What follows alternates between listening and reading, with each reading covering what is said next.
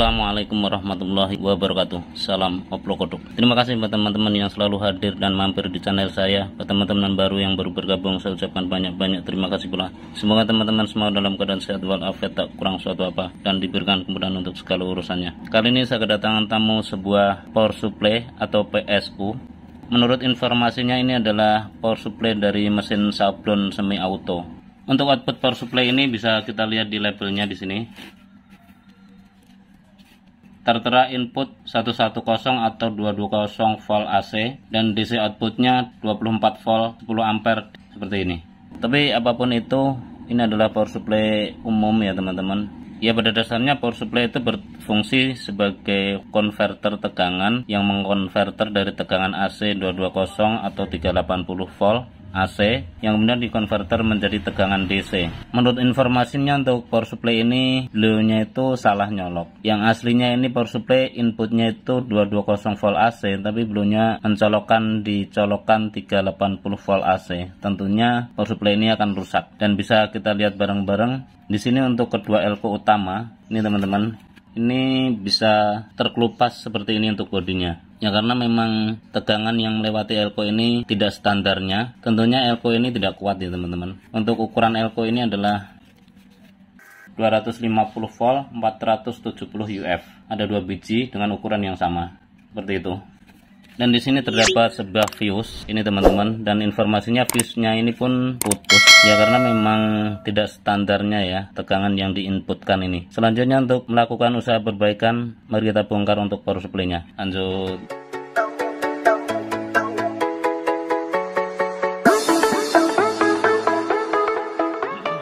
Dan inilah power supply tersebut setelah saya keluarkan dari casing aslinya. Kalau saya balik seperti ini. Di sini bisa kita lihat ada kapasitor keramik yang pecah juga ya teman-teman. Ini begitu juga yang di sini. Ini pada pecah, ada 3 biji, 1 2 3. Fuse juga putus. Selanjutnya di sini akan saya lakukan pengukuran komponen. Kita lakukan penelitian atau penelusuran apakah ada komponen yang terukur short. Tentunya untuk kedua elko ini pun nantinya akan saya ganti juga ya teman-teman. Kedua elko akan saya ganti. Selanjutnya untuk 3 kapasitor keramik pun ini kita ganti. Begitu juga fuse-nya. Untuk melakukan pengecekan komponen yang short, di sini saya gunakan range pengukuran buzzer.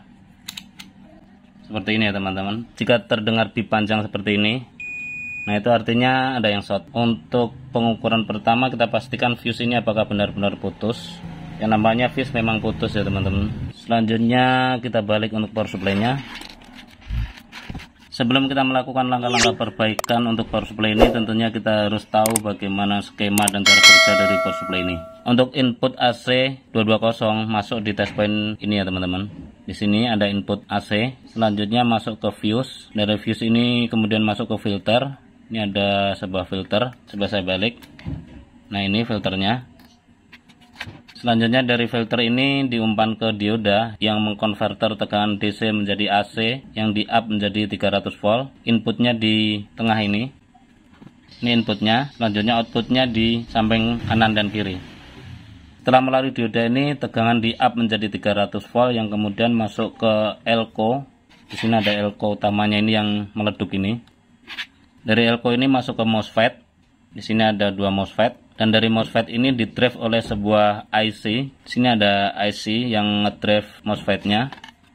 Ini teman-teman. Di IC ini membangkitkan tegangan-tegangan PWM yang kemudian ngedrive kedua MOSFET ini. Yang kemudian dari MOSFET ini diumpan ke trafo utamanya. Dari trafo utamanya ini kemudian disearahkan tegangannya dengan menggunakan dioda.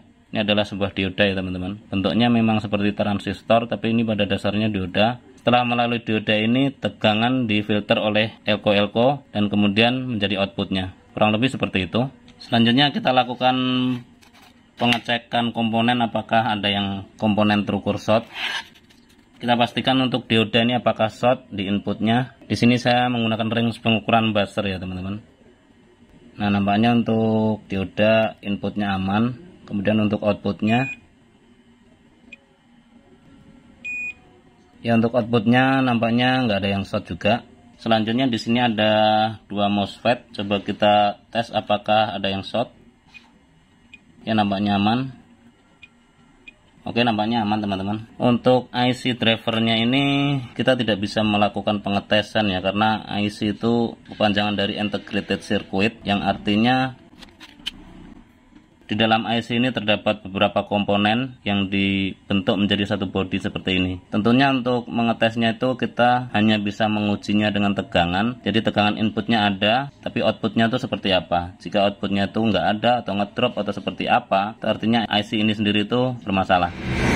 Mungkin kali ini akan saya lakukan pergantian untuk komponen-komponen yang terlihat rusak secara fisik. Seperti di sini ada kapasitor keramik, ini ada 3 biji, ini rusak karena bodinya sendiri itu pecah. Untuk fuse-nya sendiri akan saya ganti. Selanjutnya untuk elko keduanya ini pun akan saya ganti.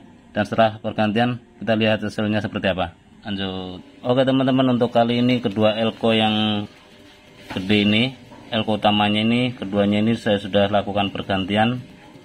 Dan untuk kapasitor keramiknya yang pecah, ini pun saya sudah lepas.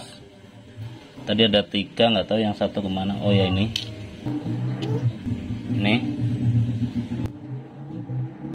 kaki-kakinya sudah pada buntung seperti ini teman-teman. Selanjutnya setelah pemasangan atau setelah pergantian elko utamanya dan komponen-komponen yang pecah itu saya sudah lepas, dan kita lakukan pengetesan dengan menggunakan tegangan. Di sini untuk fuse ini saya ganti dengan sebuah bolam ya teman-teman. Hal ini biasa saya lakukan karena bolam ini akan memberikan safety, artinya jika di jalur yang kita lakukan perbaikan ini masih ada yang short atau konslet, si bolam ini akan menyala terang dan beban yang short itu akan tersalurkan ke bolam ini dan bolam akan menyala terang. Jika saya colokkan nanti bolam ini menyala terang, berarti untuk jalurnya ini masih ada yang short atau konslet, dan hal itu tidak akan menambah kerusakan di komponen yang lain. Dan jika saya colokkan nanti bolam ini tidak menyala terang, hanya menyala sesaat, itu artinya untuk jalur yang kita perbaiki ini sudah normal. Selanjutnya di sini untuk inputnya saya solderkan kabel di sini dan coba kita colokkan dan kita lihat untuk bolamnya ya teman-teman. Bismillahirrahmanirrahim. Nah, barusan terlihat nyala sesaat ya teman-teman. Artinya alhamdulillah untuk jalur ini sudah normal. Selanjutnya kita pastikan tegangannya. Untuk inputnya di sini harus terukur 220 AC di inputnya ini. Kita pastikan 220 AC masuk di test point ini. Nah, bisa teman-teman lihat untuk inputnya terukur 219 volt AC. Selanjutnya input 220 AC ini masuk ke dioda di sini untuk inputnya. Ya sama, masih terukur 218 volt AC. Selanjutnya di output dari dioda kiproknya ini harus terukur 300 volt, kisaran itu ya teman-teman. Coba kita lakukan pengukuran di output diodanya. Nah, bisa teman-teman lihat di output diodanya ini terukur 300 volt DC. Dari hasil pengukuran ini di area primer saya kira sih tidak ada masalah. Selanjutnya kita langsung ukur di outputnya. Di outputnya itu di sini. Kita langsung ukur di outputnya apakah sudah ada outputnya. Nah, bisa teman-teman lihat outputnya terukur 21,37 volt DC dan itu stabil. Dari hasil pengukuran ini saya bisa pastikan untuk power supply ini sudah normal kembali. Selanjutnya akan saya repikan dan untuk bolam saya ganti dengan fuse kembali. Lanjut. Oke teman-teman, untuk kali ini power supply saya sudah assembling, saya sudah rapikan dan kembali kita coba. Barangkali setelah saya assembling ini ada masalah, kita coba kembali. Saya colokkan. Nah, bisa teman-teman lihat untuk indikator di sini sudah nyala ya teman-teman. Selanjutnya kita lakukan pengukuran di outputnya langsung. Nah, bisa teman-teman lihat untuk outputnya terukur 21,45 volt dan itu stabil. Untuk kali ini power supply sudah saya pastikan sudah normal kembali. Terima kasih buat teman-teman yang sudah mengikuti tutorial ini dari awal hingga akhir. Semoga bermanfaat. Share ke teman-teman bila informasi ini dirasa penting dan berguna. Akhirnya dari saya Bila Taufik Walhidayah. Assalamualaikum warahmatullahi wabarakatuh. Salam Ngoplo Kodok.